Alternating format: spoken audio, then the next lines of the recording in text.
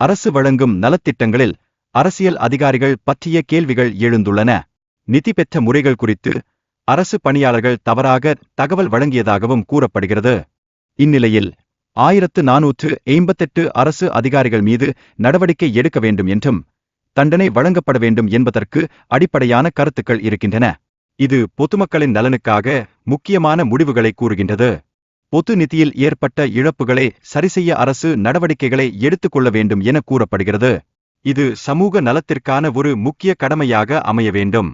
1488 என்ற எண்ணிக்கை அரசு ஊழியர்கள் மற்றும் சமூக நலத்திட்டங்களில் ஏற்படும் சிக்கல்களை கொள்கை அளவில் எடுத்துக் கூறுகிறது. இதனால் பலர் தகுதி இல்லாதவர்களுக்கு உதவிகள் வழங்கப்படுவதாக கூறப்படுகிறது.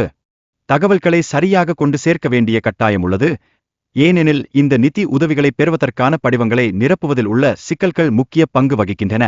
அரசு அதிகாரிகள் காரணமாக திட்டம் முறையாக செயல்படவில்லை என்று தெரிவிக்கப்படுகிறது.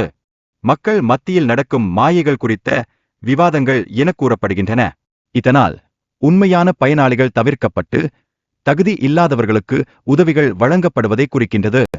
ஓய்வூதியங்கள் பெறுவதற்கான தேவைகள் மற்றும் கடமைகள் முறையாக உறுதிப்படுத்தப்பட வேண்டும். இந்த போக்கில் அரசாங்கத்தின் பொறுப்பு மிக முக்கியமாக காணப்படுகிறது.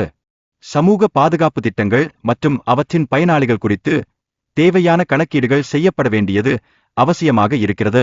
இல்லையெனில் அதிக நஷ்டங்கள் ஏற்படும். இருப்பினும் அதிகாரிகள் சரியான தகவல்களை வழங்குவதில் தவறு செய்தால் அது சமூகத்திற்கு தீங்கு விளைவிக்கும் என்பதால் இந்த சூழ்நிலை அரசாங்கத்தின் திட்டங்களை பாதிப்பதாக மாறலாம். அவர்கள் அரசு சேவையில் உள்ளதை குறிப்பிடும் போது ஊதிய தொடர்பான விவரங்கள் வழங்கப்படுகின்றன. இது அவர்களின் பொருளாதார நிலையை வெளிப்படுத்துவதில் முக்கியத்துவம் பெறுகின்றது. சமூக நீதித்துறையில் உள்ளவர்கள் மற்றும் அவர்களுடைய பணிகள் பற்றிய விவரங்கள் கவனிக்கப்படுகின்றன. இது அனைத்து சமூகத்தின் நலனுக்கான முக்கியத்துவத்தை உணர வைக்கிறது. இந்த காலத்தில் பணி வழங்கும் கட்டுப்பாடுகள் மற்றும் ஒழுக்கம் பற்றிய நிலைகளை பேசுகின்றனர். எனவே இது அரசாங்கத்தின் பொறுப்புகளை மேலோங்கச் செய்கிறது. 1488 என்ற எண்ணிக்கை சமூகத்தில் ஏற்படுத்தும் விளைவுகள் பற்றி விவாதிக்கப்பட்டுள்ளது. இதன் பின்னணியில் அரசியல் மற்றும் சமூக மேலாண்மையை மையமாக கொண்டு பல முக்கிய அம்சங்கள் உள்ளன. இங்கு உள்ள அரசியல் நிலைமைகள் மற்றும் அதன் விளைவுகள் பற்றிய விவாதம் நடக்கிறது. அரசின் நடவடிக்கைகள் மக்களின் வாழ்க்கையை எவ்வாறு பாதிக்கின்றன என்பதையும் குறிப்பிட்டு வருகிறது. அரசாங்கம் மக்களின் நலனுக்காக எவ்வாறு செயல்பட வேண்டும் என்பது குறித்து விவாதிக்கப்படுகிறது. அரசியல் மற்றும் நிர்வாக சிக்கல்களை தீர்க்க வேண்டும் என்பதே முக்கியமாக கூறப்படுகிறது. மோசகங்களை எதிர்த்து சட்டத்தின் கீழ் நடவடிக்கை எடுக்கப்பட வேண்டும் என்பதை குறிப்பிடுகிறது. இது அரசியலில் உள்ள அதிகாரிகளுக்கு மேலும் உறுதுணையாக அமைகிறது. அரசியலுக்கு உட்பட்ட நபர்கள் மீது நடவடிக்கைகள் எடுக்கப்பட வேண்டும் என்பதை கூறுகிறது. இது அரசியல் சுதந்திரத்தை பாதுகாக்கும் ஒரு முக்கிய அங்கமாக விளங்குகிறது. அரசுக்கு எதிரான மோசகங்கள் பற்றிய கருத்துக்களை வெளியிட வேண்டும் என்பதும் இடையே விழிப்புணர்வு ஏற்படுத்துவதில் மிகவும் முக்கியமாகும். முறையாக செயல்படாததால் பலர் தவறான முறையில் நிதி பெறுகிறார்கள். இதனால் இது அநேகமாக அரசு திட்டங்களை பாதிக்கின்றது. அரசியல் கவர்ச்சி மற்றும் அதிகாரப்போக்கு காரணமாக நிதி நிதானமாக கையாளப்படவில்லை. இதனால் சமூகத்தில் ஊழல் மற்றும் மோசங்கள் பெருக்கம் பெறுகின்றன.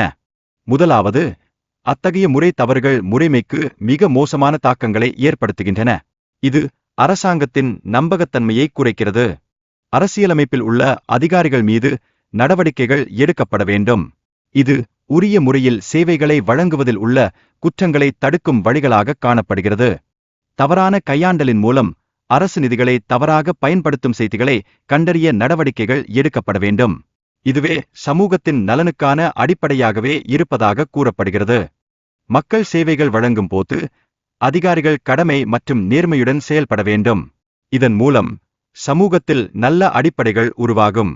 சமூகத்தில் உள்ள அதிகாரிகள் மற்றும் அவர்களின் நடவடிக்கைகள் மிக முக்கியமானவை. அவர்களால் அடிப்படையில் சரியான மாற்றங்களை உருவாக்க வேண்டும் என்பதின் மீது வலியுறுத்தப்படுகிறது. பொது நலத்திட்டங்களில் உள்ள சிக்கல்கள் மற்றும் அந்த நலத்தொகுப்புகளை பெறுவதில் ஏற்பட்ட சிக்கல்கள் குறித்து விவாதிக்கப்படுகின்றது. இதனால் சமூகத்தில் மாற்றம் ஏற்பட வேண்டும். அந்த சூழ்நிலையில் அரசியல் தலையீடு எவ்வாறு பாதிக்கலாம் என்பதை பற்றி பேசப்படுகிறது. அரசியல் சிக்கல்களை தவிர்க்க வேண்டும் என்பதையும் குறிப்பிடுகிறது.